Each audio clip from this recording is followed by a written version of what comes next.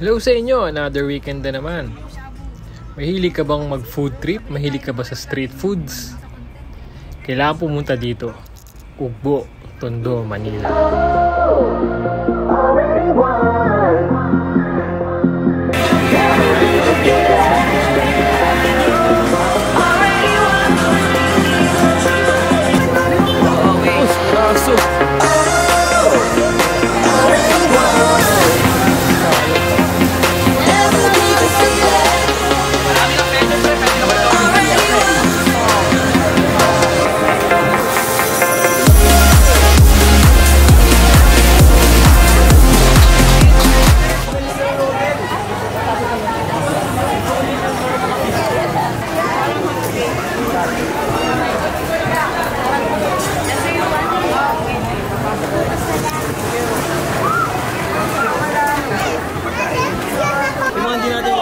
Balikan na. Kasama natin si... buy one take one. Ano yan? Meron sa kanya. May cheese po siya sa loob niya. Then sa leg po yung ibabaw niya. 80 pesos. 80 dalawa na. Korean... Yeran Pang. Papang. Gotobori. Oo. Ganda mo.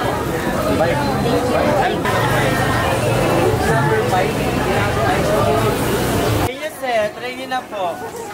Try nyo madam. Crispy kayo ka ma. Try nyo na ma.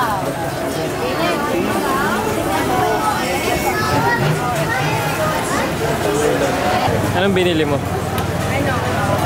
Beef, wagyu, chicken, tsaka sausage. Kala ko ba walang sausage? Yung maliit na sausage.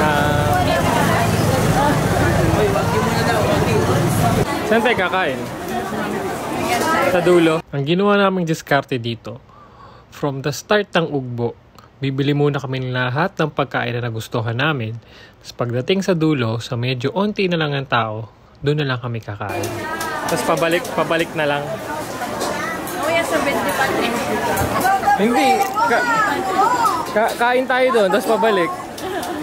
Dessert naman. Oo, kung anong di natin nabili, kain natin pabalik sa dulo. Itilong. Mixed fruits and vegetable crispy. Viral sa TikTok. Try nyo na.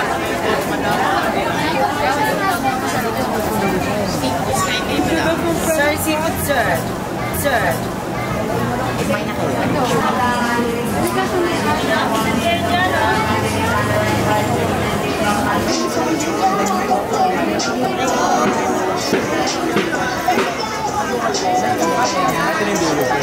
Oh, bumili ka niyan?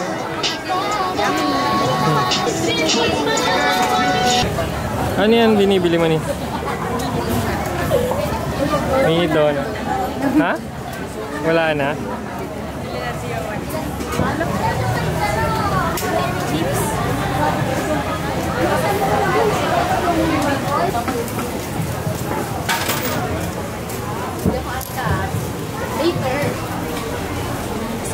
Wow, thank you.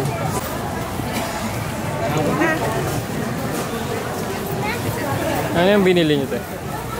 Wagyu and sausage.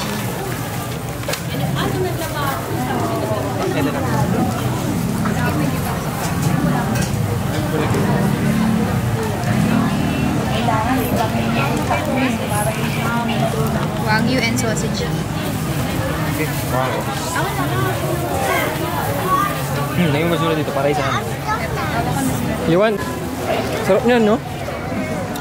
Ano yan? Paano yan? Yung tender. Yung beef. Oh.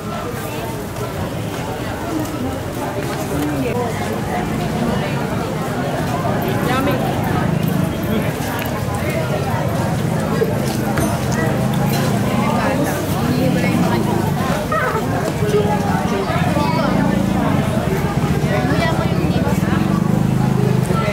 Panalo yan.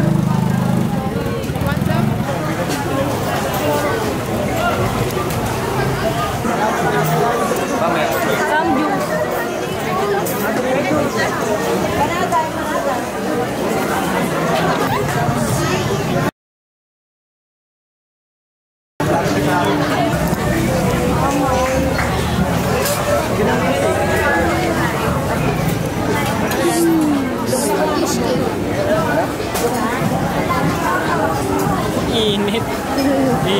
Init baka matapunan si Dre.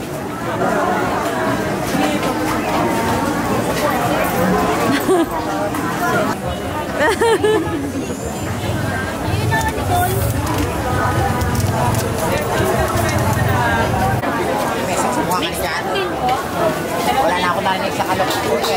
Ano sa atin? Mixed fruit. Ano pang meron? Mixed fruit.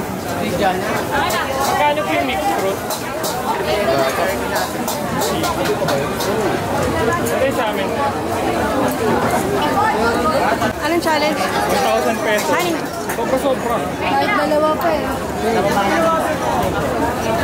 Huwag ka lang bibili ng wagyu. Tinitingnan nila, oh. Tingin nila famous ako. Kasi may nakatutok na camera sa akin eh. Malay mo naman maging famous, diba? Kaya sabihin mo na, like and subscribe. Hindi nila alam. 88. 88 lang talaga yung subscriber. Baka naman. Mawa na kayo. Sige, galitin nyo! Hintay natin. Sige. Katok pa po. Sarap. This is fruit. Fruit shake. You want one? You want some? Yawan. Yawan. Masaya na lang po tayo rito para Japanese sauce.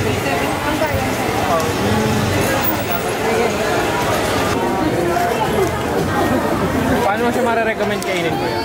Pipiga muna namin ng ano? Lemon. Oo, depende. I-recommend nyo sir, ano? Walang lemon. Kasi di Diretso kain. Kung gusto nyo bumili dito, ang suggest ko, pagdating nyo sa Ugbo, umorder na kayo kasi sobrang haba ng pila dito. Around 40 minutes ang hihintayin nyo. Pagka-order nyo, umikot na kayo sa loob, bumili na kayo ng gusto nyo, tapos pagbalik dito, sa kanyo kunin, sa kanyo kainin.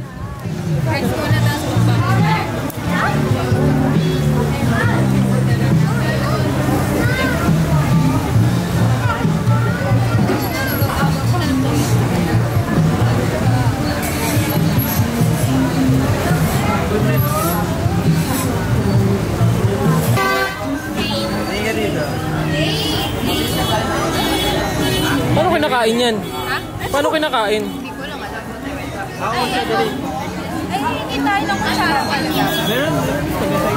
Kasi sir. Baby.